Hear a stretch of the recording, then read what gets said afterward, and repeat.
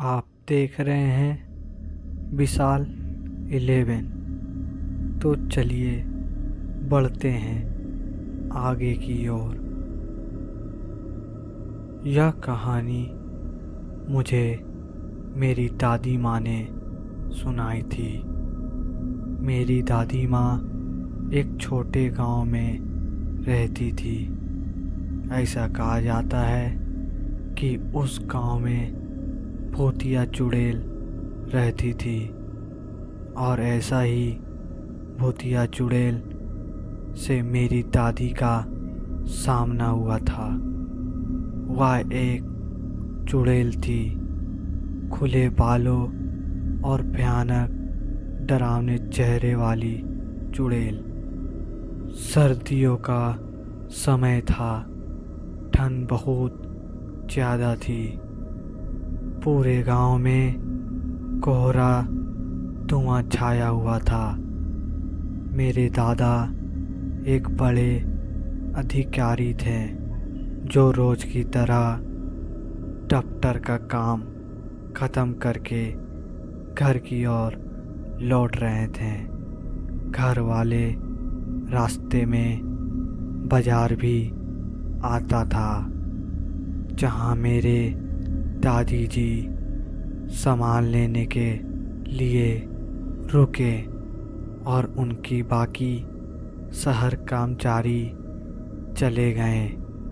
मेरे दादाजी बाजार में सामान लेने की वजह से पीछे रह गए।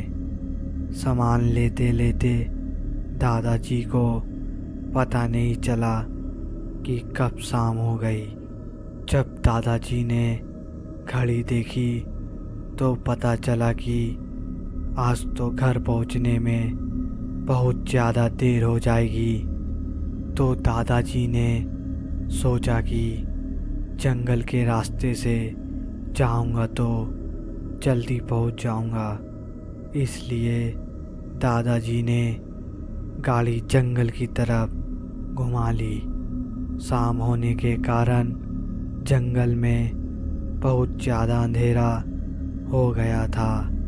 दादाजी तेज स्पीड में गाड़ी चला रहे थे। तभी उनके सामने एक औरत आ गई। औरत को देखते ही दादाजी ने तुरंत गाड़ी रोक दी। दादाजी ने औरत की तरफ देखा तो वह औरत बहुत ज़ोर ज़ोर से रो रही थी। दादाजी को लगा कि इस मजदूर की पत्नी होगी जो रास्ता भटक गई है। रास्ता सुनसान था, इसलिए दादाजी ने सोचा कि इस महिला की मदद करना ज़रूरी है। उन्होंने महिला से पूछा कि वह इस जंगल में अकेले क्या कर रही है। महिला ने कोई जवाब नहीं दिया और ज़ोर ज़ोर से रोती रही। ऐसा लग रहा था कि सारा जंगल उस महिला के रोने की आवाज़ से गूंज रहा हो। दादाजी ने पूछा कि आपका घर कहाँ है। फिर भी वह महिला कुछ नहीं बोली। दादाजी ने उसको बोला कि तुम मेरे साथ मेरे घर चलो। जिसके बाद वह दादाजी के साथ चलने के लिए मान गई और दादाजी के पीछे वाली सीट पर बैठ गई। गांव में घूंघट डालने का रिवाज होता है, जिसके कारण उस महिला ने भी अपने सर पर घूंघट ओढ़ रखा था और उसका चेहरा ढका हुआ था। फिर दादाजी घर की तरफ निकल गए। घर पर सभी दादाजी का इंतज़ार कर रहे थे। जैसे ही सबने गाड़ी की आवाज़ सुनी, सब भागकर दादाजी के पास आ गए, जहाँ सभी परिवार वालों ने उन्हें महिला को देखा तो दादाजी ने पूछा।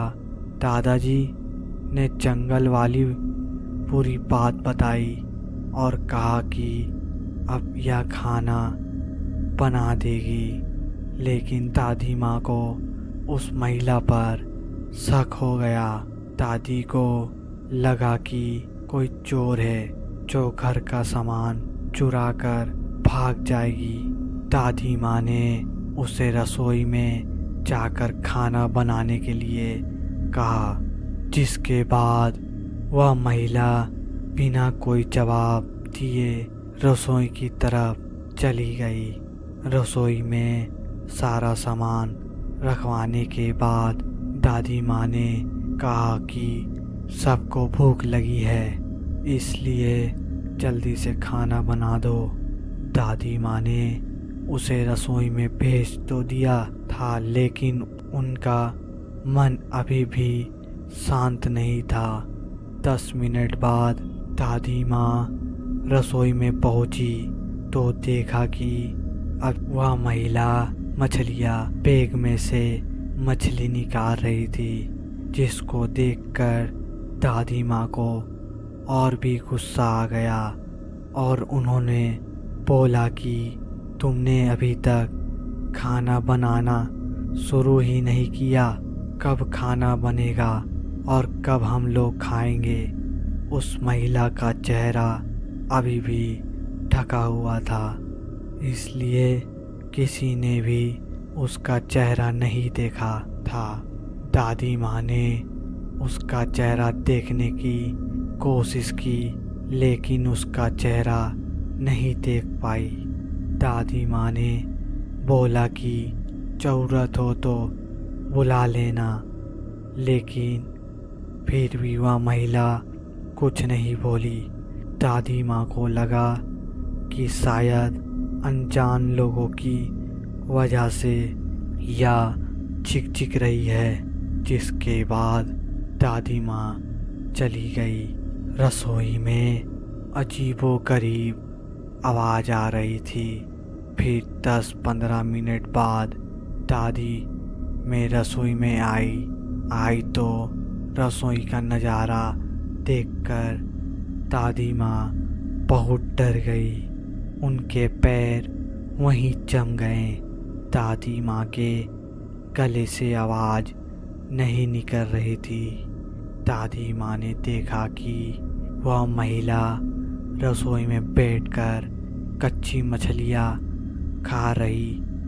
रसोई में मांस और हड्डियों के टुकड़े बिखरे हुए पड़े थे। उस महिला का घूंघट भी सर पर नहीं था और उनका चेहरा बेहद डरावना, लंबे लंबे काले बाल, बड़े बड़े नाखून और चुड़ैल थी। वह चुड़ैल मछली खाने में मगन थी। इस कारण दादी माँ पर उस चुड़ैल का ध्यान नहीं गया।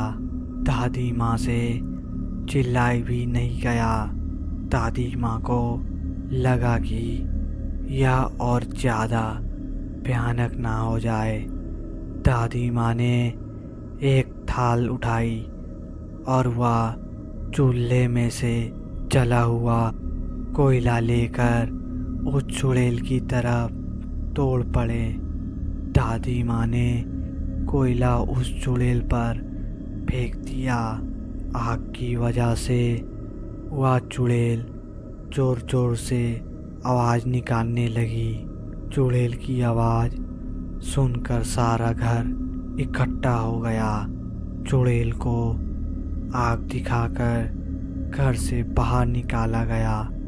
चुड़ैल की आवाज़ इतनी तेज थी कि आसपास के सभी लोग अपने अपने घरों से बाहर आ गए और सभी ने चुड़ैल को देखा। चुड़ैल लोगों को देखकर गांव जंगल की तरफ चली गई।